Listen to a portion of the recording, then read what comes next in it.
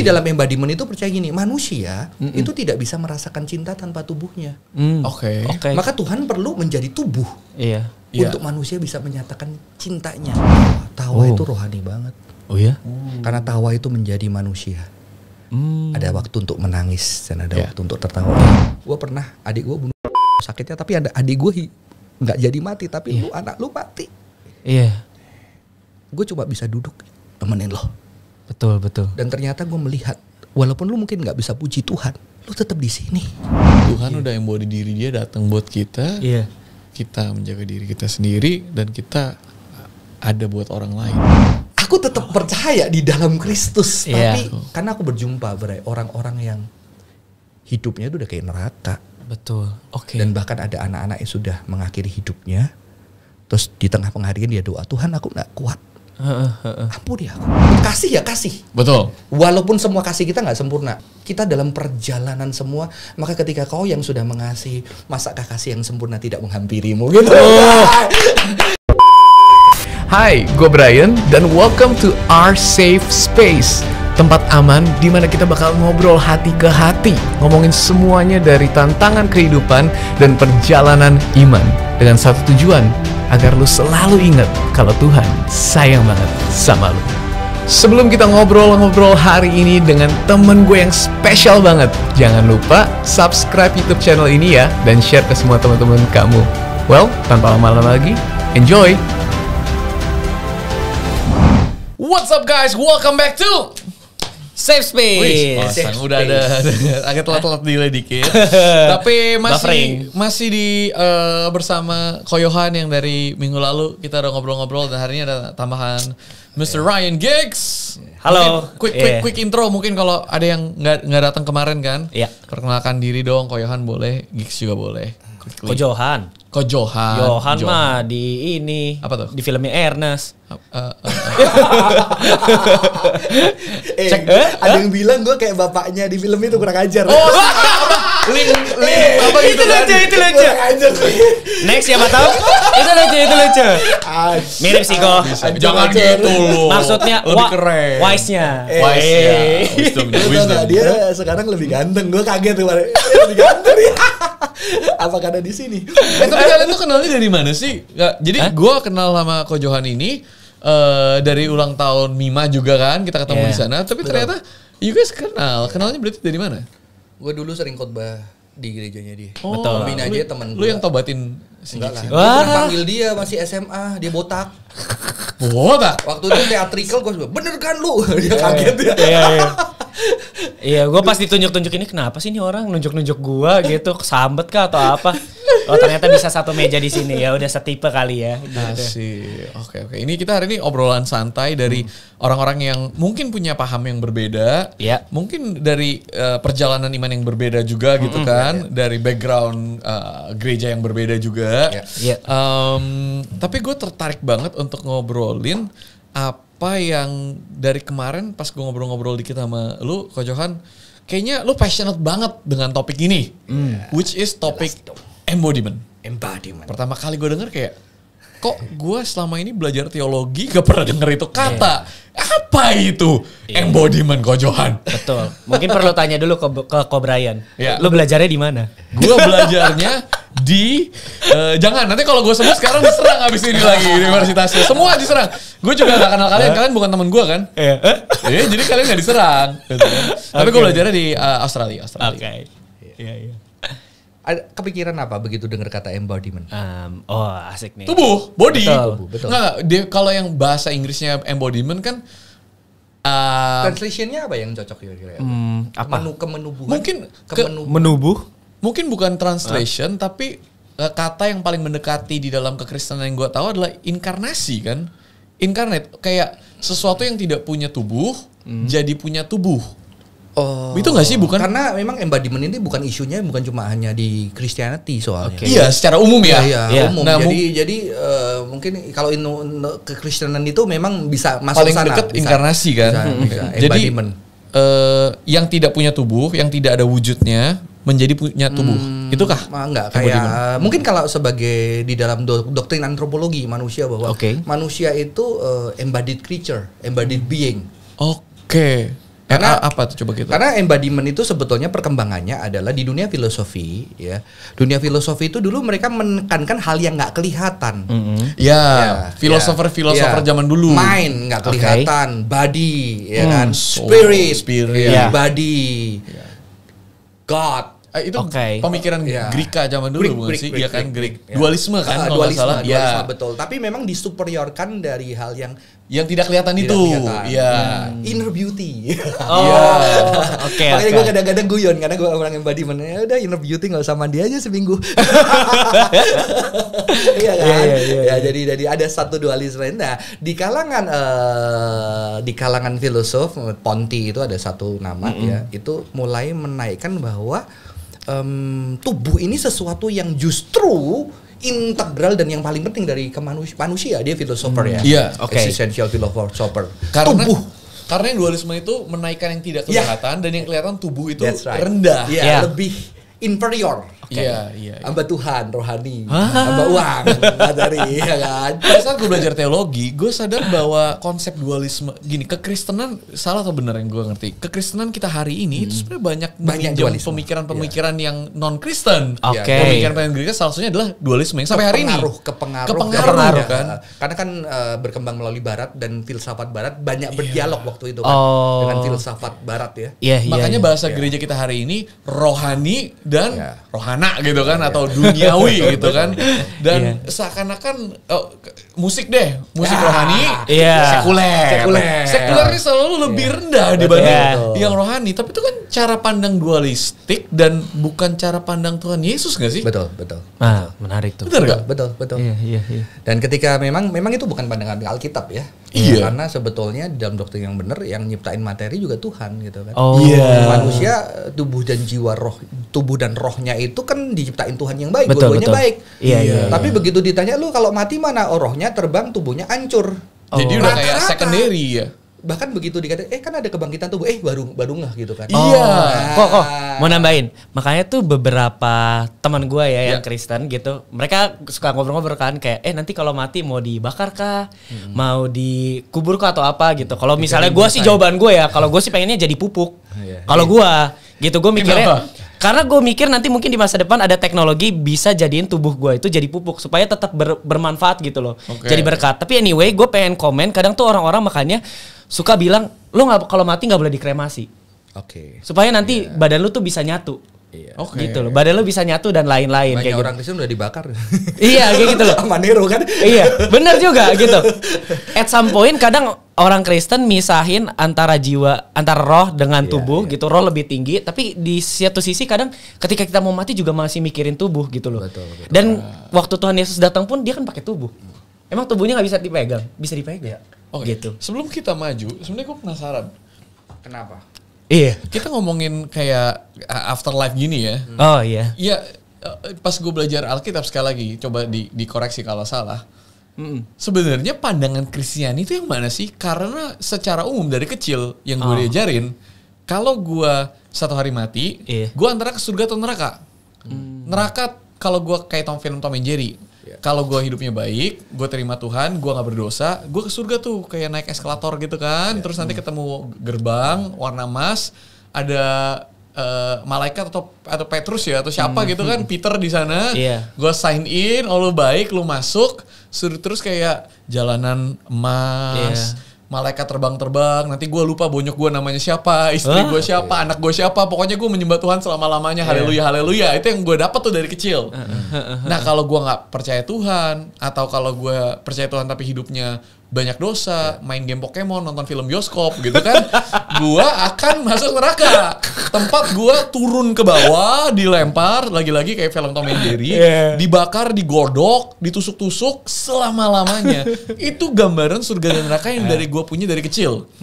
Pas gue belajar teologi, setidaknya ini bukan pemahaman gue sekarang, tapi kemarin itu ya, setidaknya gue baru sadar bahwa loh, ternyata di Alkitab gambaran kekekalan, quote-unquote surga itu bukan satu hari escape plan ke sebuah tempat yang lebih baik, bukan evakuasi, tapi restorasi. Bahwa Tuhan satu hari akan mengembalikan, merestore ciptaannya dan ada ternyata kayak gambaran surga itu punya bumi baru, tubuh baru, kayak gue dibangkitin dan gue bakal pakai bumi tubuh ini katanya sih terang-terang atau something, tapi not somewhere up there, tapi di sini gue kayak jadi yang mana? Betul. Mungkin nanti tubuhnya glow in the dark kali. Iya kan? Iya. Kalau paham umum Alkitab yang disetujui gereja bersama itu yang mana sih kok? Ada nggak? Atau tidak ada kesetujuan? Bahkan memang kalau aku belajar sendiri, aku ada baca satu buku ya, A New Heaven and a New Earth gitu kan. Itu ada seorang teolog ya, Evangelical atau Reform, aku nggak lupa itu. Dan mereka mengkritik, memang dia ngeritik kenapa evacuation. Padahal teks-teks itu berbicara Yerusalem baru turun dari surga gitu kan. Dan itu sebagai sebuah penebusan yang total, karena dunia ini diciptakan Tuhan yang baik. Jadi ketika Tuhan seperti manusia ditebus, bahkan penebusannya secara embodiment. Manusia itu tubuh. Maka sebetulnya mengapa saya meneliti embodiment, karena Christianity dituduh oleh banyak para pemikir itu disembodied religion. Religion yang tidak menghargai tubuh, dan maka tesis saya adalah membuktikan bahwa Christianity adalah embodied religion. Itu tulisan saya. Embodied religion karena bahkan Tuhan menciptakan dunia ini indah. Spirit, body, heaven and earth. Dan ketika Tuhan menebusnya, dia juga ditebus, restorasi, disempurnakan. Sehingga eskatologi, kalau bahasa saya, bahasa kedepannya penebusan pun disempurnakan adalah kebangkitan tubuh lagi. Jadi ini justru menunjukkan kalau tubuhnya dibangkitin, kenapa dunia yang baik ini tidak dibangkitkan. Maka di Yahudi itu mengenal istilah, di Yahudi itu mengenal tikkun olam, redeeming the world. Jadi sabat itu, konsep sabat itu salah satu merestorasi alam ini, mengasihi alam ini. Jadi pemulihan itu bukan hanya relasi Tuhan dengan manusia, kan dulu kan itu dipulihkan semua tuh, manusia dengan itu. Mungkin Zootopia ya, gambaran Zootopia kan ada, yang gimana ular kedung dan tambangan Shalom semuanya diutuhkan kembali. Jadi ada restorasi. Aku percaya bahwa afterlife itu embodied, karena God itu embodied. Bahkan sekarang tubuh kebangkitan Kristus itu kan bertubuh gitu loh. Betul, itu aku nambahin kok. Kan kalau nggak salah cerita di Alkitab itu memang Tuhan Yesus bangkit kan, dia bisa nembus tembok karena tiba-tiba muncul ngagetin gitu. Tapi at some point dia tuh bisa makan, bisa duduk, terus badannya kan bisa dicolek gitu loh. Bener nggak sih, Bolong? Iya kan? Bener nggak sih, Cok? Bener, dicolok, dicolek gua di luar. Maaf ya, saya kan bukan teologian. Terus jangan dong. Maksudnya gitu. Iya, tapi maksudnya kan jadi tubuh itu juga dibangkitkan, ada fisiknya gitu loh. Kayak mungkin apa istilahnya, tubuh, jiwa dan rohnya tuh ada gitu loh. Bisa nembus, mungkin kayak Casper ya kalau misalnya pop culture-nya, tapi bisa disentuh juga. Itu yang setauku ya. Jadi eskatologi embodied. Maka itu salah satu tesis saya. Incarnation itu kan benar-benar Tuhan yang nggak kelihatan menjadi kelihatan. Kayak di dalam embodiment itu percaya gini, manusia itu tidak bisa merasakan cinta tanpa tubuhnya. Maka Tuhan perlu menjadi tubuh.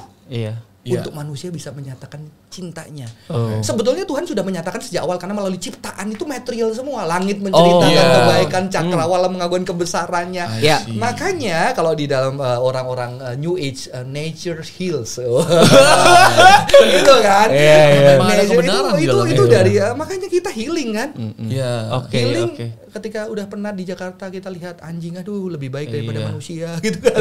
Aduh lihat angin, lihat ombak, ada harmoni, ada keteraturan, itu menyembuhkan kita. Gue paling sering berasa Tuhan tuh kalau lagi di nature loh, salah satunya sering kalau kayak lagi di nature. Kalau di Indonesia tuh jarang ya, mungkin kalau lagi di Aussie kan semua ke jalan-jalan di luar, di park, di taman gitu kan. Itu bisa berasa kayak di tengah ciptaannya yang indah, adem-adem dingin, suasananya pas matahari ada tapi nggak panas, kayak keren sih. Tuhan ada di tengah sini. Iya, di Indo juga sering kok. Orang-orang nunggu senja, ngopi, nulis puisi tentang Tuhan gitu. Jadi sering juga. Mungkin itu di Indonesia dikontekstualisasi merasakan Tuhan lewat nature ya mungkin di perkotaan ya mereka lihatnya senja gitu loh. Ada pemikir nih, ini bukan Kristen, aku lagi belajar kan coaching embodiment, jadi aku udah belajar filosofinya, teologinya, sekarang aku belajar paket lengkap bro, praktikal. Jadi salah satu syaratnya gue setiap hari harus keluar ke nature itu 10 menit minimal. Karena ternyata manusia itu jalanin setiap hari itu tubuh ini penting dari embodiment. Mereka melihat tubuh itu as ada aku, ada tubuh. Tubuhku. Di dalam embodiment itu bukan aku punya tubuh. Aku adalah tubuhku. Aku adalah tubuh. Kalau di Kristen kan kita bilangnya ini roh. Roh sekarang ada casingnya nih. Ini sebenarnya perlu nggak perlu. Gue mati hilang gitu. Ada casing. Softwarenya tapi aja jangan penting. salah, persembahkanlah tubuhmu. Seharusnya gitu ya. Karena itu adalah spiritual worship, ibadah sejati itu devosi tubuh. Lah embodiment mengajarkan apa? Ternyata ketika kita jalan, selama ini kita cuma make tubuh kita nggak feeling, nggak ngerasain, nggak aware. Tapi begitu kita jalan kita baru ngerasain, ada bagian tubuh kita yang sakit, ada yang nikmat. Di situ justru membuat kita jadi main human banget gitu. I see. Gue setuju sih kalau ngomong gitu. Itu It menarik makes so banget. much sense. Memang lu ngambil fokus embodiment ini karena sering kali udah terlupakan di. Terlupakan. Dan ketika saya melayani banyak orang-orang yang struggle, jadi sebetulnya trauma-trauma itu embodied. Karena mereka trauma karena pengalaman tubuh kan. Baru masuk ke emotion. Sebetulnya kan otak kita bekerja melalui right brain ke left brain kan. Emotion dulu baru logic. Nah, masalahnya kita diajar nggak boleh gitu, harus gini, itu logic. Tapi emosinya udah kena, tubuhnya udah kena. Nggak bisa. Makanya perlu embodiment artinya apa? Begitu contohnya aku dilecehkan sama pastor. Pengalaman terhadap pastor kan negatif tuh. Karena begitu dilecehkan kan jijik, marah, kecewa, itu emotionnya. Habis itu logik, gue nggak bisa deket-deket sama pastor. Begitu deket dia langsung tubuhnya fight or flight gitu ya. Fight or flight or freeze. Atau yang freeze, ketiga. Nah, baru ngerasain real dan kadang-kadang tubuh itu sampai kita nggak mau memori itu ingat karena terlalu painful kan. Jadi itu benar-benar kalau kita mau melihat pemulihan, bahkan aku suka ayat banget oleh bilur-bilurnya. Kita menjadi sembuh. Tubuh. Bilur tubuh. Betul. Tubuh. Dan gereja itu disebut sebagai tubuh. Kristus. Berarti bilur-bilur gereja tubuh Kristus itu benar-benar. Dan itu real. Ini Gix punya pertanyaan bagus nih ceritanya. Enggak, mau komen. Gas. Ini something yang mungkin relate. Jadi mungkin teman-teman, aku kan ada ikut kayak suatu kegerakan gitu. Nanti kapan-kapan mungkin bisa diundang ya kok. Pokoknya intinya kayak praise and worship gitu lah. Kita suka adain di Jakarta Selatan. Terus aku suka jadi asyar sama pendoanya. Nah menurutku juga at some point Ko Johan bilang kan, kadang lewat tubuh tuh bisa bikin trauma. Tapi lewat tubuh juga kadang itu bisa menyembuhkan. Jadi tuh biasanya waktu sesi praise and worship sama teman-teman yang lain, nanti tuh kayak WL-nya terus pemusiknya tuh kasih waktu teman-teman yang mau didoain angkat tangannya. Nanti ada tim doa tuh yang datang. Nah aku biasanya tuh datang gitu, terus aku peluk, aku doain gitu loh. Apalagi kadang cewek single cakep. Wah tidak kok, sesama jenis. Sesama jenis ya guys, ini disclaimer ya. Nanti pacar saya marah. Lebih baik gue klarifikasi daripada asumsi kan. Klarifikasi. Halo.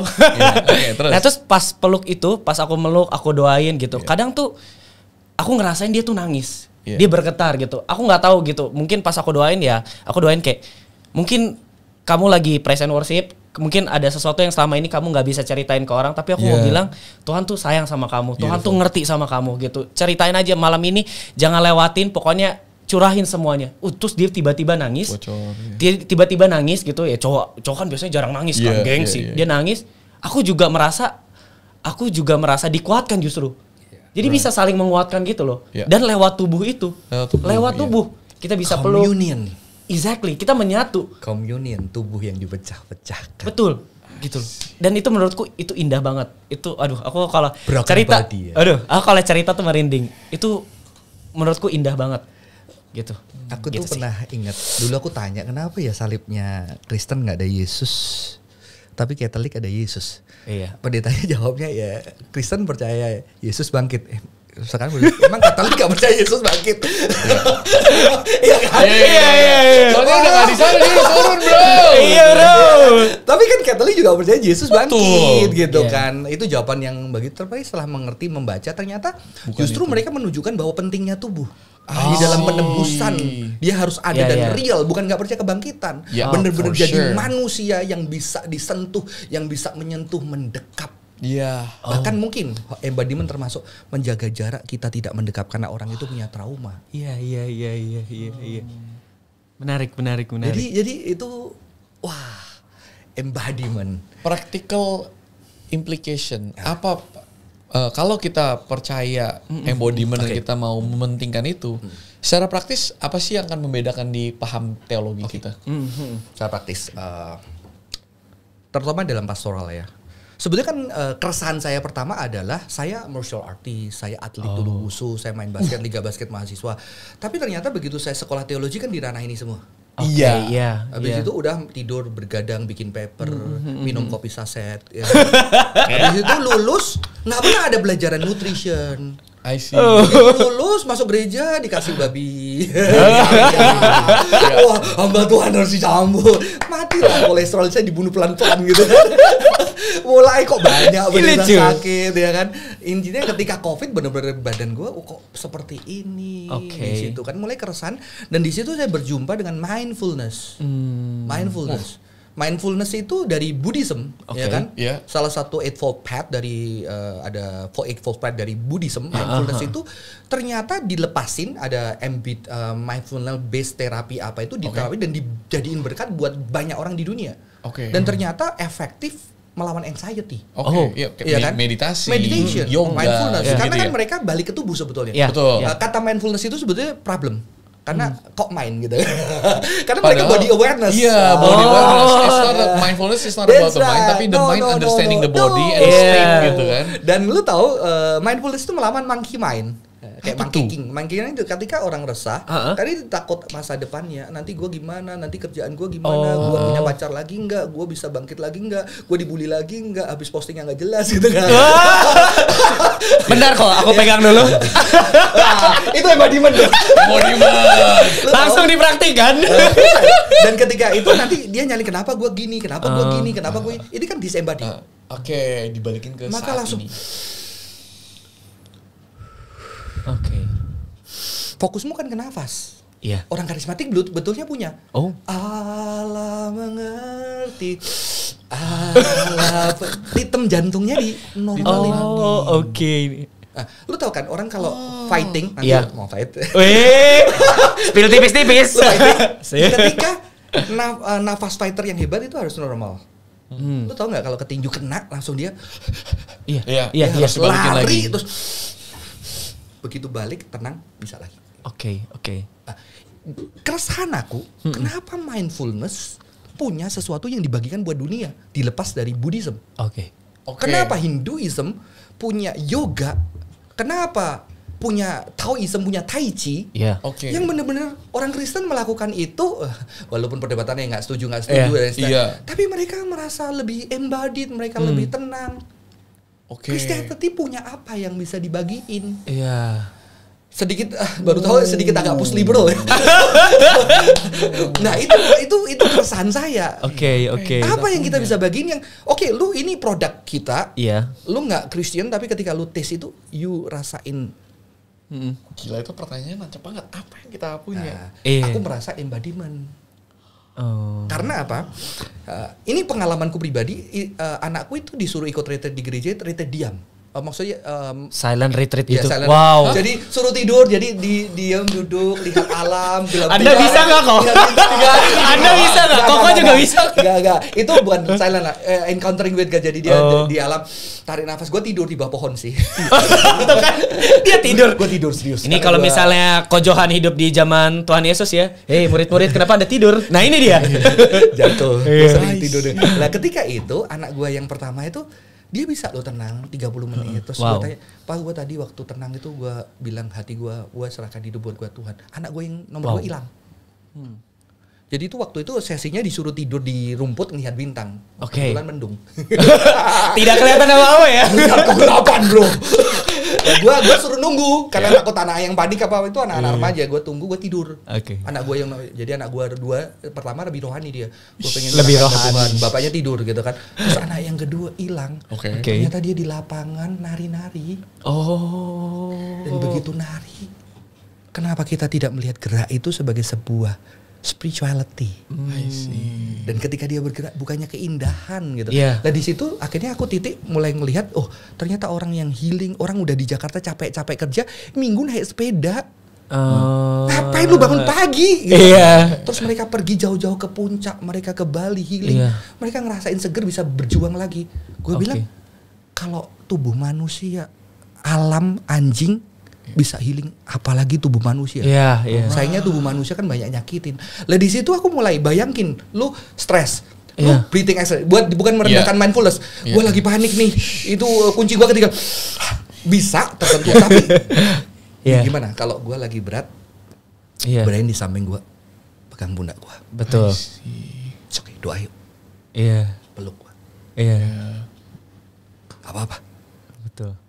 Beda loh. Cesar Milan yang punya anjing aja tahu kan? Anjingnya perlu kehadiran anjing lain untuk menenangkan. Dari trauma.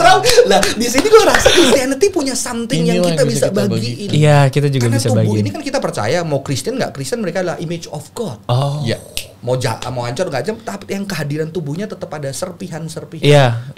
Karena yang mencipta firman, yang bisa nyembuhin orang lain. Nah celakanya, ini kan gara-gara dulu Pastor Radit yang nulis Dugem Mama Gereja itu, almarhum kan gue bantuin dia waktu itu kan gue live sama dia kan, gue live sama dia, setelah viral mati gue.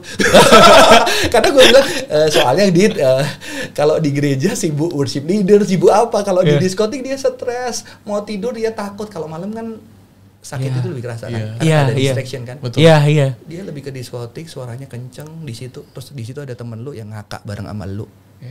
Terus ketika lu mabok dia, gue gak benerin ini lah, dia gendong lu sampai pulang. Dia kita gendong ngerti. lu, dia jagain lu. Mereka justru bukan apa, mereka ngerti embodiment. Gokil sih. Gokil. Dan lu bisa lupa orang kayak gitu. Dan kita Kristen, gue doain ya.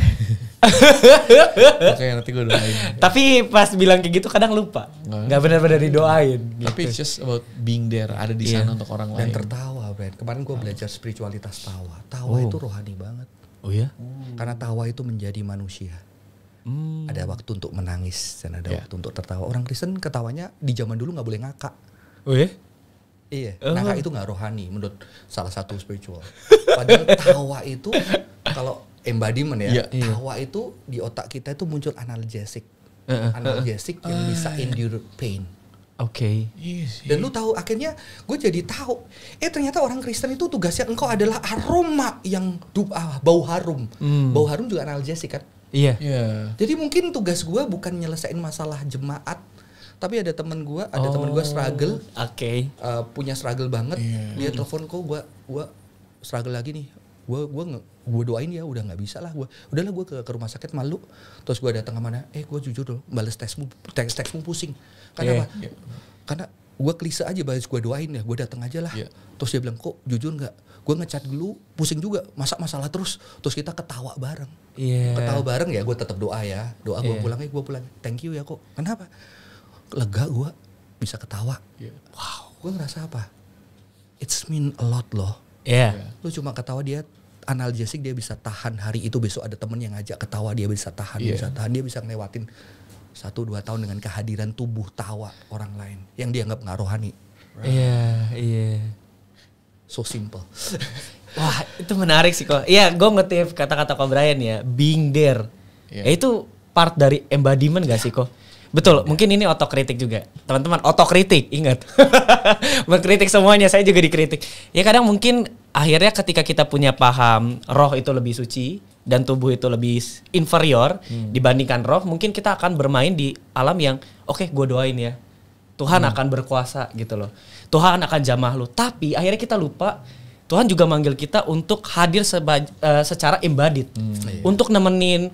Mungkin ketika misalnya nih, kalau mungkin ada masalah. Gue doain. Tapi kayaknya kira-kira gue doa sekarang juga gak kelar deh masalah lu kok. Tapi gue mau deh makan bareng. At least kalau lu gak kelar ada gue. Gitu loh. Kok juga kalau misalnya lu masalah ada apa gak kelar, gue temenin. Kan masalah banyak yang gak kelar kan? Iya. Tapi lewat kan? Iya. Kadang-kadang pun misalnya nih, misalnya aku cerita ke Ko Brian, kok gue ada masalah gini-gini. Kadang yang selesain aku juga. Dan waktu yang selesain. Ko Brian gak bantu apa-apa. Tapi ketika Ko Brian bisa nemenin aja, itu udah means a lot banget. Nggak harus selesai ya? Yes, nggak harus selesai. Gitu. Karena ini problem, gue sadari kenapa orang Kristen itu berpikir dia solusi. Bagi gue, mungkin kita cuma kehadiran cinta Tuhan di tengah kondisi yang nggak ada solusi. Lu gimana? Lu ketemu bapak yang sayang anaknya Kristen banget melayani, anaknya berhasil. Iya. Lu bisa kasih solusi apa jawab pertanyaan Iya, mereka? iya. Nggak ada. Lu cuma bisa duduk, bahkan lu bilang gue nggak ngerti. Iya. Gue pernah adik gue bunuh sakitnya, tapi ada adik gue nggak jadi mati, tapi lu anak lu mati. Iya. Gue cuma bisa duduk nemenin lo. Betul, betul. Dan ternyata gue melihat, walaupun lu mungkin nggak bisa puji Tuhan, lu udah kecewa, lu pertanyaan yang sampai mati, kamu mungkin ada kekecewaan, tapi lu tetap di sini, lu tetap ke gereja, lu tetap memuji dia dengan wah. Dan aku belajar embodiment, bukan kita mulai saling melayani. Iya. Oke. Itu deep banget sih. Itu bikin gue inget yang tadi yang Tuhan bilang, semua peraturan di buku ini bisa lo sederhanain jadi 2. Kasihlah Allahmu, kasihlah Tuhan. Tambah 1, dirimu. Seperti dirimu sendiri. Tuh, bertiga. 3. Dan aku sudah tidak melihat itu Tuhan dulu, diri dulu, sesama dulu. 3-tiganya kayak trinitas. Jadi Tuhan udah embody diri dia datang buat kita. Kita menjaga diri kita sendiri, dan kita ada buat orang lain. Kalau gue dulu kan pernah coba suicide ya. Gue nggak tahu. Right. Tapi ternyata kan tubuh gue, kalau gue baru tahu kalau gue coba sakitin kan gue nggak nyakitin gue doang. Gue nyakitin keluarga gue. Gue nyakitin semuanya. Kalau gue nyakitin orang lain, gue juga nggak lebih bahagia kan. Jadi itu sesuatu yang ini gue gara-gara Wing Chun nih. Karena kan itu superiority itu kan 1, 2, 3, 1. Tapi kalau Eastern, teologi juga ada Eastern, itu sesuatu yang bisa barengan. Bukan mana lebih superior, itu berjalan bersama. Walaupun di dalam realita perjalanan, gue terlalu mencintai dulu, gue mulai belajar Tuhan, gue diri. Makanya ada spirituality yang bilang kalau lu terlalu berdoa, lu harus bertobat. Bukan bertobat, lu harus bangkit. Lu doa sampai 8 jam, lu gak peduli sama orang. Tapi lalu itu sesuatu yang terus bergerak. Full time itu kok, pendoa pekerjaannya 8 jam. Berarti paham ini sangat make Christianity is very practical ya. That's right. Dan lu bisa ada buat orang, dan lu gak perlu mengajarkan orang teologi itu, lu harus percaya Tuhan, just being there. Jadi makanya aku bilang kabar baik itulah incarnation kan. Ketika cinta itu menubuh, dirasakan secara nyata, tersentuh. Itulah incarnation. I see. Bukan dibacotin doang. Ya kadang-kadang mungkin nggak harus berbicara, dia cuma diem. Gue punya pertanyaan, kalau kita maju dari sini, dalam pengertian lo tentang embodiment, bagaimana lo menyatukan itu dengan kematian? Kalau lo sangat kita tuh tubuh, jiwa, roh. Soalnya yang tadi balik lagi ya, paham Kristen yang utama kan. Ini jiwa dan roh dibungkus sama tubuh. Satu hari udah gak ada tubuhnya, terus baru yang selamanya nih jiwa dan roh doang nih. Tubuh ya udah selesai sampai di situ. Antara jiwa rohnya ke surga atau jiwa rohnya masuk neraka gitu kan. Role-nya apa jadi? Apakah, soalnya kalau dari lu yang bilang, yang gue tangkep, harusnya nggak ada yang dualisme antara yang tidak terlihat dengan yang terlihat ini. Harusnya tiga ini jadi satu, tidak terpisahkan gitu kan. Tapi memang kalau 3 itu kan ada problem ya ini kan. Tapi kita nggak usah bahas, kalau di dalam teologi kan misahin antara tubuh, orang yang percaya tubuh jiwa atau trikotomis. Ada tubuh jiwa roh. Jadi itu ada 2 posisi. Tapi kita nggak perlu bahas itu kan. Kita anggap, karena kan itu sesuatu yang manusia itu ya tubuhnya. Tubuhnya itu juga manusia. Kesatuan gitu ya. My body is me is my body gitu. Nah, ketika mati, makanya itu aku melihat di dalam tradisi Kristen itu, aku pakai salah satu bapak gereja namanya Athanasius. Itu yang menekankan doktrin inkarnasi di dalam gereja-gereja mula. Dia ngomong gini sebetulnya, ketika manusia mati, ketika dia tubuhnya hancur, itu ada kita itu sedang mengalami kondisi abnormality. Maka perlu penebusannya sempurnanya nanti ketika dipulihkan, ngerti ya? Jadi itu eksistensi kita, ada yang bilang itu rohnya, tapi ada teolog postmodern, kalau nggak salah Stanley Grace mengatakan bahwa ya udah ada kita yang tapi belum perfect. Nah, itulah yang jadi itu nanti ketika kita mati ada kita tetap, tapi itu belum sempurna karena eskatologi nanti kita akan diberikan tubuh yang baru. Nah, kalau kita diberikan tubuh berarti lu lebih percaya yang mana gue juga percaya ya. Itu bukan kita ke surga. Iya. Tapi balik lagi restorasi tubuh ini juga. Betul. Restorasi secara sempurna. Kalau kita percaya Tuhan. Kalau kita nggak percaya Tuhan berarti udah gimana? Menurut kalau nyambung dari embodiment ini ya, make sense nih kalau percaya Tuhan nih. Definisi surganya bukan di sana tapi di sini. Dengan tubuh yang baru. Lu mau bawanya kemana sih, Bray? Gue mau nanya dan menyatukan paham surga neraka lu. Kalau surganya make sense nih gue. Ya, lu make sense ya. Kalau nerakanya gimana? Nah ini menarik. Sebetulnya ketika hell itu kan memang perbedaan. Kalau di dalam Buddhism, ya gue lihat Buddhism itu kan state ya. Nirvana itu bukan tempat. State. Betul, state. Sebuah kondisi. Ketika kamu mengalami enlightenment. Ketika kamu enlightenment itu ketika keinginanmu itu tidak membawa kamu kepada duka. Jadi Buddhism tidak asketis, Buddhism tidak jadi tidak menyiksa diri supaya masuk nirvana, dapat enlightenment atau tidak seneng-seneng tapi dia middle way. Bagaimana hasratmu tuh di manage sampai hasratmu itu tidak membawa kepada duka. Hasratnya tetap ada. Di situ itulah kamu nirvana, ya kan? Itu di Buddhism. Tetapi kalau nggak salah, aku nggak tahu konsep-konsep surga itu kan ada di dalam konsep dia. Samsara itu yang roda yang terus berputar-putar, kadang-kadang bisa jatuh segala macamnya. Nah, kalau di dalam Christianity memang sebetulnya kan waktu kita berbicara heaven sering digunakan di dalam Ibrani itu samayim, langit. Itu kan sebuah tempat God, ya. Walaupun God juga presence kan, maha hadir segala macamnya, heaven and earth, dan itu sering-sering didialogkan. Ketika orang Israel di dalam perjalanan kan, kalau kita lihat di Perjanjian Lama itu tetap ada konsep yang contohnya ada yang diangkat ya, tapi itu kan minor ya.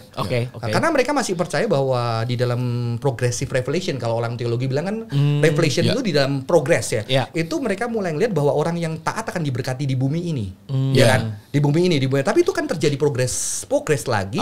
Karena kenyataannya ada orang-orang saleh tidak diberkati hidupnya. Betul. Ya kan? Nah, melalui kejadian-kejadian bahkan orang saleh mati. Maka itu di era-era sebelum intertestamental, tengah-tengah PLBB itu mulai muncul harapan akan afterlife. Nah, konsep afterlife itu sebetulnya akhirnya ada justice of God. Yang mana dulu Yahudi nggak percaya itu, baru mereka develop berarti di situ. Itu gue dengar, benar nggak? Benih-benih kan ada pengangkatan, diangkat. Kita masih belum bisa percaya. Nggak ada bentuknya, nggak solid ya. Kan setelah dibuat itu setelah itu baru dipikirin. Ada orang-orang saleh yang kalau kita percaya. Ini kan kita mau bahas teologi from below atau from above. Kalau from above kita kan percayanya bahwa ada revelasi Tuhan yang bergerak berdasarkan sejarah, ya kan? Kalau from below kan dari pengertian yang kamu tadi, ini kan mereka membangun karena pertanyaan-pertanyaan dari human kan. Ketika di situ baru muncul, makanya kalau beberapa kitab-kitab itu mulai percaya ada keadilan Tuhan terhadap orang-orang fasik. Karena tidak didapatkan di bumi ini gitu kan. Maksudnya di bumi yang sekarang ini maka ada pemulihan. Jadi sebetulnya konsep hell itu kan tetap konsep karena di Perjanjian Baru muncul tuh ada satu kitab yang bukan masuk kanon kita namanya Henok itu. Daniel juga ada. Kan ada penghakiman Allah, ada. Karena mereka benar-benar mereka setia tapi banyak mengalami ketidakadilan. Itu yang gue pernah baca. Apalagi di alam intertestamental kalau kita baca Deuterokanonika, second canonnya Katolik ada Makabe itu, mereka perang sama Yunani ya. Mereka itu menjaga Torah, nggak mau perang hari Sabtu, sengaja dibunuhin di hari Sabtu. Di situ kan mereka berteriak keadilan Tuhan itu gimana. Jadi sebetulnya konsep hell itu justice of God. Nah ini yang gue nggak begitu setuju dan gue bertanya-tanya, dan aku memang dulu masuk ke dalam penginjilan yang nakut-nakutin neraka. Yang sangat disayangkan banyak. Gereja di Indonesia aku di Injil dengan ada, gue percaya ada anugerah Tuhan, orang yang percaya berdasarkan itu kan. Tapi di dalam perkembangan kan suatu hari nanti aku ceritain kenapa aku mulai berubah. Dan aku melihat di sekolah teologi justru diajarin bahwa ini adalah dosenku mengajarkan bahwa loh itu kok panas, kok itu gelap. Jadi yang benar panas atau gelap. Jadi akhirnya dosenku melihat itu sebagai sebuah figuratif gambaran yang kita belum tahu, tapi melambangkan sebuah kondisi yang not good. Tapi tidak harus api dan tusuk-tusuk. Karena itu figuratif, karena kita pakai language yang terbatas kan. Nah, dan itu pun dosen gue juga ngerti ada pandangan tertentu, beberapa nggak ada banyak yang percaya itu annihilate gitu, karena dia sulit menerima annihilate itu kayak Thanos. Ada. Gitu. Salah satunya John Stott itu seseorang yang nggak percaya itu karena dia melihat kata kebinasaan, Tuhan menciptakan orang fasik untuk dibinasakan itu seperti Thanos. Tapi masih ada juga, jadi ada beberapa view tentang hal. Maka itu kita belum tahu, tapi yang aku pasti tahu itu adalah mengakomodasi konsep justice yang digambarkan seperti itu. Ada beberapa yang percaya place, ada yang percaya itu simbolik dan segala. Semua simbolik, tapi itu seperti apa? Yang mana yang menurut lo paling masuk dengan cara pikir embodiment itu? Kalau aku pribadi, aku tidak mau konsen di sana karena aku nggak tahu dan aku belum di sana. Tapi aku percaya sekarang kalau di dalam tradisiku aku masih pegang yang place. Tapi place itu aku lihat justice di sana, ada konsep justice. Tapi tubuhnya nggak kesana berarti, tubuhnya tetap hancur. Nah itu aku belum tahu juga. Aku belum explore karena itu tidak ada bicara di situ teksnya. Dan yang gue suka dan tidak suka terhadap kekristenan di Indonesia mungkin adalah kita terlalu fokus sama afterlife.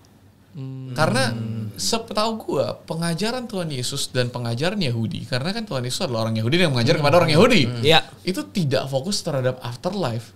Memang ada variasi-variasi, ada Yahudi yang percaya tempat, ada yang enggak, ada yang sama sekali tidak percaya afterlife. Tapi yang pasti mereka semua bukan tidak berani, mereka semua memilih untuk tidak mengajarkan dengan jelas nanti bakal begini loh surga, nanti bakal begini loh neraka. Karena fokus pengajarannya bukan satu hari ke surga atau neraka, fokus pengajarannya adalah membawa surga hari ini. Seseorang yang sangat gue hormati sebagai mentor teologi gue yang gue gak akan sebutkan, dia kemarin berkata seperti ini, dan itu bikin gue berpikir, di Alkitab itu tidak pernah dikatakan surga dan neraka. Di Alkitab selalu dikatakan heaven and earth, surga dan bumi. Konsep kekristenan bukan tentang surga neraka, tapi surga dan bumi. Jadilah kehendakmu di bumi seperti di surga. Tapi kenapa kita hari ini surga atau neraka? Saya setuju heaven and earth, cuma memang ada konsep justice ini yang bagi gue cukup penting karena ada kenyataan hidup. Aku kasih contoh, mungkin ini dari bawah ya. Kenyataan orang-orang yang mengalami begitu banyak ketidakadilan, anak dibunuh segala macam, sehingga konsep itu adalah sebuah penghiburan. Jadi bukan nakut-nakutin, ngerti gak sih? POV-nya menarik tuh kok. Masalah di nakut-nakutin. Enggak kan Yesus, lu mau percaya gue, lu dapat hidup kekal, tapi enggak. Kalau enggak lu ke neraka lo. Yesus kan tidak menakutin akan hell gitu loh. Itu orang Kristen Jadi dan aku melihat hell itu sebetulnya sebuah justice itu sebetulnya itu adalah sebuah penghiburan. Penghiburannya apa? Right. Aku kasih contoh. Ketika orang Kristen mengalami ketidakadilan, disiksa, dianiaya dengan orang yang begitu jahatnya seperti Nero, anak mereka dimakanin dan segala macamnya, ada janji atau apa? Ada Allah yang maha tinggi yang adil terhadap orang-orang jahat. Jadi nggak tahu lu lagi baik-baik lu.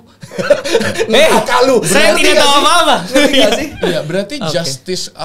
Banyak kan yang bilang ke gua kayak justice. Dari kemarin kan salah satu yang gue permasalahin adalah yang orang permasalahan ke gue adalah gue percaya kepada teologi universal salvation, bahwa pada akhirnya dalam kebaikan Tuhan entah bagaimana caranya, gue nggak ngerti outworkingnya, tapi setiap orang akan mendapatkan keselamatan. Gue percaya keselamatan hanya datang di dalam Tuhan Yesus Kristus, tapi definisinya tuh luas sekali. Nah, salah satu kritik yang datang adalah enggak bro, lu nggak boleh lupa bahwa Tuhan itu adalah kasih, dia juga adalah keadilan. Tapi yang dari lu ngomongin, keadilannya itu bukan keadilan kepada gini, keadilannya itu membela kita, anak-anaknya, umatnya terhadap ketidakadilan dari luar. Aku berarti rasa pembelaan. Tuhan itu juga ini gara-gara objektivisme modern lagi nih. Tuhan tidak berpihak. Emang Tuhan gak berpihak? Tuhan berpihak kepada yang tertindas dong. Kepada orang yang mengalami ketidakadilan. Betul. Nah, jadi bagiku bahkan ketika Hagar itu seorang budak. Ketika mengalami ketidakadilan, Tuhan menjanjikan sesuatu sama dia kan. Kamu akan merdeka, kamu apa. Jadi Tuhan tidak suka ketika bahkan umatnya melakukan ketidakadilan. Maka selalu dipesankan kepada Israel. Nah, ini masalahnya ketika aku jadi orang Kristen, Bray. Aku tuh pernah, aku sekolah di sekolah Kristen tapi aku merasa tidak mendapatkan keadilan. Karena aku bukan orang kaya, yang dapat fasilitas les sama guru adalah orang-orang yang kaya. Sehingga akhirnya aku sebetulnya bisa sempat ikut les tapi orang tua aku gak bisa bayar. Tapi aku bisa nilai jadi baik, tapi begitu aku gak les lagi, gue gak tahu bocoran soal-soalnya. Dan akhirnya aku pindah ke satu sekolah, seorang guru yang tidak memilih beragama, tapi dia lebih dekat ke Buddhism dan dia melakukan keadilan yang begitu dahsyat. Dan aku bertanya, ini orang baik banget, sehingga aku sempat mengikut bahwa semua bukan Kristen yang menyelamatkan gitu dia. Dan aku ikut, aku belajar kungfu sama dia gratis semuanya. Aku makan gratis, aku diajarin renang semua oleh kepala sekolahku ini. Dan suatu hari ketika aku percaya Yesus, akhirnya gitu bertobat, aku pengen dia kenal Yesus. Aku datang sama dia, Bu, mau percaya Yesus nggak? Ada janji surga. Kalau nggak ada penghakiman. Dia bilang sama aku, Johan, jadi kamu percaya Yesus supaya kamu masuk surga. Wow. Dan lu tahu dia bilang apa lagi, Johan? Ibu melakukan kebenaran, adil, miskin atau kaya. Karena itu perintah Tuhan. Terserah dia taruh ibu ke surga atau ke neraka. Wah, itu deep banget sih kok. Aku sampai hari ini aku nggak bisa lupa. Oke. Maka setelah itu aku mulai memikirkan, aku tetap percaya Yesus satu-satunya jalan, itu tidak aku ragukan. Akhirnya aku datang lagi sama ibu di dalam perjalanan, Bu, saya percaya Yesus satu-satunya jalan, tapi Yesus punya jalan. Mungkin ibu sudah terlalu tidak melihat Yesus di semua kehidupan, termasuk saya orang Kristen. Tapi kok saya percaya, Bu, entah di akhir hidupmu, entah sejam 2 detik sebelum kau mati, karena dia Allah, Tuhan yang penuh cinta, dia bisa datang dan ketika ibu berjumpa dengan dia, tidak akan menolak dia. Dan dia, oh ya, aku tetap percaya di dalam Kristus, tapi karena aku berjumpa orang-orang yang hidupnya itu udah kayak neraka. Betul. Dan bahkan ada anak-anak yang sudah mengakhiri hidupnya, terus di tengah pengakhirian dia doa, Tuhan aku nggak kuat, ampuni aku. Kalau dia meninggal di dalam keadaan bunuh, kita bilang apa? Neraka. Tapi untung dia selamat dia bilang sama aku, di tengah terakhir hidup aku teriak, Tuhan ampuni aku. Aku nggak kuat. Jadi kita nggak tahu kisah. Gue tetap percaya dalam Kristus, tapi dari Tuhan bisa datang di detik terakhir. Jadi boleh gue lanjutin lagi nggak di momen ini? Gue percaya keselamatan ada di dalam Tuhan. Tapi bagaimana kalau sampai akhirnya Tuhan nggak datang? Disitulah perbedaan kita mungkin kok. Dan kita harus biasa. Kita harus terbiasa sebagai orang Indonesia. Berbeda itu nggak apa-apa. Justru itu memperkaya pandangan. Perbedaan distinct antara kepercayaan gue dan lu adalah gue percaya walaupun let's say ibu yang tadi, ibu lu itu udah semuanya itu sampai akhir, mungkin versi lu yang terbaik adalah 1 detik sebelumnya dia percaya Tuhan gitu kan. Selamat. Kalau versi gue, kalaupun dia gak percaya sampai terakhir, di dalam kebesaran Tuhan, gue gak ngerti gimana caranya. Dia ada di dalam Tuhan. Itu buat gue sedikit lebih ekstrim lagi. Lu lebih ekstrim sih, tapi gue masih melihat bahwa kehadiran dia dimanapun, kehadiran cintanya, Bray. Yang paling penting kan sebenarnya bukan akhirnya, karena pada akhirnya kemana dia itu kan hak prerogatif Tuhan.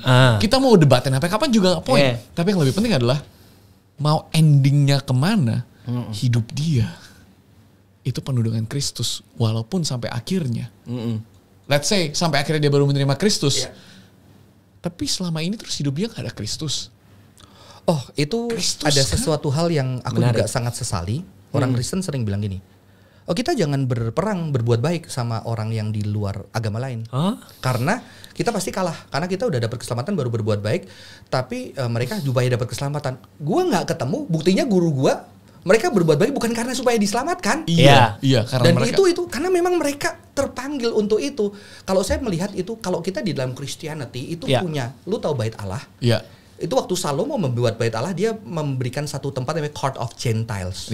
Dan dia bilang apa? Tuhan, kalau ada orang asing dari negara lain datang ke tempat ini, berdoa kepada namamu.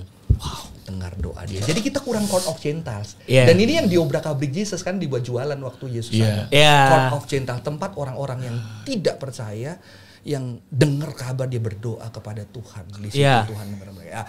Saya ini kita perlu Court of Gentiles. Kita memang beda baik, tapi that's my position, dan aku dengan position ini aku tetap di dalam traditionku yang konservatif, tapi aku open, sehingga ketika aku cerita sama teman-temanku yang berjuang, gue bilang lu mengasihi karena lu juga ada wahyu Allah.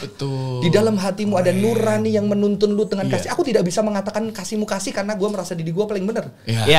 Gue tidak bisa mengatakan itu kasih ya kasih. Betul. Walaupun semua kasih kita nggak sempurna, betul? Christianity kita nggak sempurna karena kasih itu kalau gue bilang kasih itu Tuhan, maka kita nggak sempurna. Kita dalam perjalanan semua, maka ketika kau yang sudah mengasihi, masakah kasih yang sempurna tidak menghampirimu gitu? Masakah kasih itu tetap membiarkanmu di sana? Di situ gue tetap percaya Yesus harus ada di sana, tapi kita juga embrace bahwa Tuhan juga bekerja di dalam segala hal. Di dalam segala. Betul, ya. Aku mau nambahin juga. Gas bro. Iya, jadi Ko Brian sama Ko Johan beda. Aku di tengah-tengah wasitnya. Iya. Perbedaan kita perbedaan yang tidak signifikan. Tapi menentukan saya tetap ada bisa di posisi konservatif. Iya kan? Perbedaannya tetap berbeda kubu, tapi fokusnya sama. Love karena itu Tuhan itu besar, Tuhan itu kasih, dan di tengah-tengah itu semua lewat cerita guru aja. Iya. Karena Tuhan, kalau bukan keselamatan itu adalah kasih. Oke. Gue kutip kata, bukan gue nggak percaya hell place ya, tapi aku tersentuh sama kata Dostoyevsky. Apa tuh? Siapa tuh? Hell is Siapa? inability to love. Oh. Oke. Iya kok. Kok ngomong-ngomong neraka, nih aku pikiran juga. Maksudnya mungkin ada orang-orang tuh yang seolah-olah fear mongering, ceritain tentang neraka terus gitu ke orang-orang Kristen gitu. Tapi aku berusaha empati ya. Mungkin aja di balik teologi mereka yang suka nakut-nakutin tentang neraka, mungkin mereka tuh punya pengalaman embodiment yang membuat mereka tuh trauma. Iya. Yang mereka tuh merindukan justice itu tadi. Mereka merindukan justice, mereka merindukan ya adalah suatu keadilan buat gua, buat orang-orang gua mungkin yang pernah merasakan ketidakadilan. Jadi mungkin menurutku pribadi ya, kadang aku sekarang dari percakapan ini, kadang aku ngelihat neraka itu justru kadang adalah suatu lambang dari cinta juga. Akhirnya ketika misalnya kita ingat neraka itu bukan soal kayak lo disiksa atau apa, tapi di situ keadilan Tuhan dinyatakan. Itu loh. Dan ketika kita mengingat keadilan Tuhan dinyatakan, kita pun akhirnya bisa mengasihi orang-orang yang merasa tidak adil tersebut. Gitu sih. Tadi aku lupa nambahin ya. Jadi di kitab Yohanes itu kan karena begitu besar kasih Allah akan dunia ini sehingga dia mengandungkan anak tunggal supaya barang siapa percaya di binasa tidak binasa hidup tidak kekal. Konteks Yohanes itu orang-orang Kristen sudah diusir dari Yahudi. Oke. Dan ketika mereka diusir, mereka tidak bersama dengan orang benar. Oh. Lu bayangin sejak kecil Kristen terus kayak lu dikeluarin, lu bukan bersama dengan orang benar. Your place not here gitu kan. Lah, ternyata ketika itu akhirnya di dalam, aku lupa tahun berapa, itu tahun 80-an. Kitab Yohanes ditulis. Agak beda Matius, Markus, Yohanes itu mereka udah diusir benar-benar. Di situ orang Yahudi itu ada satu doa berkat namanya Birkat Haminim. Doanya bunyinya kayak gini, boleh di search ya. Biarlah Nazarin, pengikut Yesus itu binasa kekal saat ini juga dan namanya dihapus dari kitab kehidupan. Wow. Jadi lu tahu ketika dalam konteks itu ayat itu muncul. Wow. Ketika lu takut, ketika lu percaya lu binasa, ketika lu dikatain seluruh orang-orang yang beragama. Tapi karena begitu besar kasihku sama kamu yang sedang percaya dirimu di sana, aku mengaruniakan Yesus, barang siapa percaya dia tidak binasa. Jadi dia membela orang yang dalam bahaya kutip dineraka-nerakain orang lain. Maka aku mengerti. Gua dong kok. Lanjut. Maka aku mengerti bahwa sebetulnya justru ini gara-gara film Demon Slayer sih. Kita harus closing nih. Kita closing dengan teologi. Ada wibu-wibu. Let's go. Kok kadang-kadang kok dia lebih ngerti gini. Ini mencerahkan. Jadi kalau khotbah aku kadang-kadang puter ya. Mantap. Jadi itu ada satu Daki sama Gyutaro, saya agak lupa. Jadi Gyutaro itu seorang orang cowok yang buruk rupa lahir sehingga dia melihat dirinya buruk. Dia nggak punya cinta, dia akhirnya jadi penjahat perampok. Tapi dia ternyata punya adik yang cantik banget. Dan dia sangat cinta sama adiknya. Ini ceritanya nggak biblika ya. Tapi konsepnya. Disclaimer. Cuma baca Alkitab nonton ini. Dan ketika akhirnya kalian lanjut. Dibunuh, adiknya yang cantik itu dibunuh, dibakar, dan di situ dia sedih, dia marah, dia bawa mayat adiknya dan dia ketemu demons waktu itu. Terus demons bilang janjiin hidup, gua hidupin lo. Dia dihidupin dari jadi devil kan, demon kan, dari demon. Dan ketika akhirnya dia kalah, ini afterlife ya. Afterlife-nya si Daki ini udahlah gua ke arah hell tuh. Ke arah hell. Gua itu sayang lu tapi gua sesali hell. Terus ternyata ceweknya, aku nggak suka kesini gini-gini karena dia cantik kan, ini nggak biblika ya. Nggak apa-apa, kamu pergi sana, tempatmu bukan di sini. Udah dia sengaja jahat kepada si adiknya. Tapi adiknya, aku nggak akan maafin kamu kalau kamu ninggalin aku. Dan dia peluk dan dia pergi. Lu tahu nggak? Gue ngerasa bahwa Tuhan yang cintanya gede, dunia ini udah kayak hell. Maka Tuhan itu datang di tengah-tengah neraka. Dia yang suci di tengah segala kenerakaan. Maka hidup orang udah kayak neraka. Kehadiran Kristus yang rela bersama-sama di sana. Dan aku sangat tersentuh dengan doa Teresa di salah satu buku harian dia yang diterbitkan setelah dia meninggal kalau nggak salah. Dia bilang apa?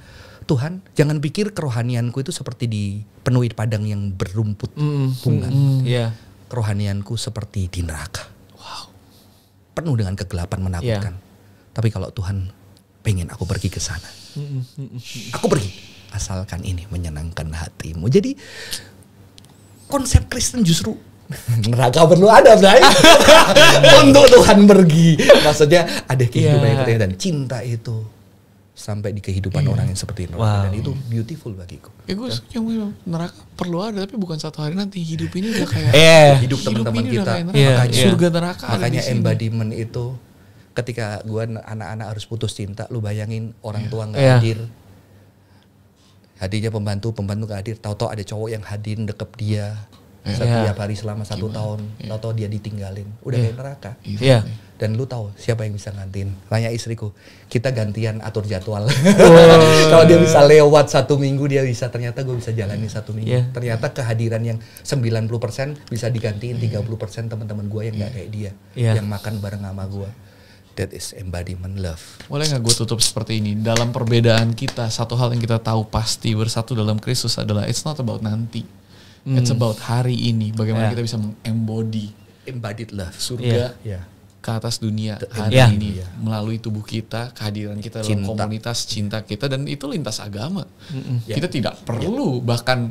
Gue selalu bilang di tengah-tengah masalah teologis ini ya, banyak orang yang gak setuju jadi karena teologi. Gue bilang ke temen gue gak peduli lu percaya siapa, lu mau percaya Tuhan Yesus, lu mau percaya Hello Kitty, lu sembah Hello Kitty, I do not care. I care about you, not your theological belief. And I think kalau kita menghidupi konsep embodiment untuk menjadi kasih untuk sesama lewat bagaimana kita hidup, gak masalah teologi, gak masalah agama, I think tempat ini akan menjadi surga. And that's it. I think we're good with that. Ketika cinta itu menjadi sempurna. Itu lirik lagu kok, bukan? Aku nungguin lanjutannya. Ternyata bukan ya, tonton. Ketika cinta itu menjadi. Makanya sebetulnya aku pernah ngomong gini. Apa penderitaan orang Kristen? Pernah viral sih. Habis itu gue mencoba TikTok gak viral lagi sih. Mungkin habis ini harus berguru. Harus berguru. Belajar dari gue. Ternyata gue memang bukan jalannya. Coba gas.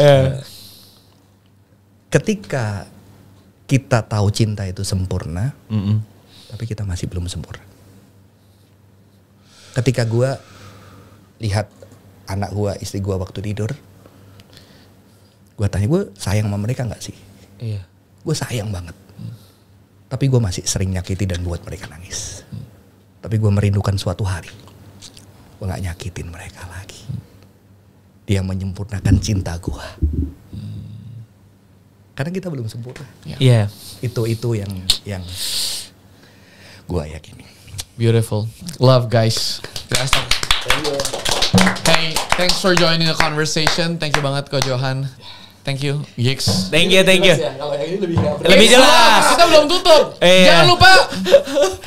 Gigs, lu kan harus belajar nutup. Tapi BTW komen 1 ya.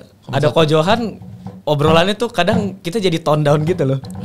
Jadi terharu maksudnya. Kalau biasa aku sama Ko Brian wah gitu. Tapi ada Ko Johan kayak kita lebih berisi dikit. Bukan. Enggak, tuh painful. Jadi merasakan ya. Oke teman-teman. Jangan lupa untuk like, komen, dan subscribe. Viralkan juga. Semoga intinya adalah kalau viral, kasih Kristus tuh bisa dirasakan sama semua orang. Ada amin? Amin. Thanks for joining. See you guys next week. Yo.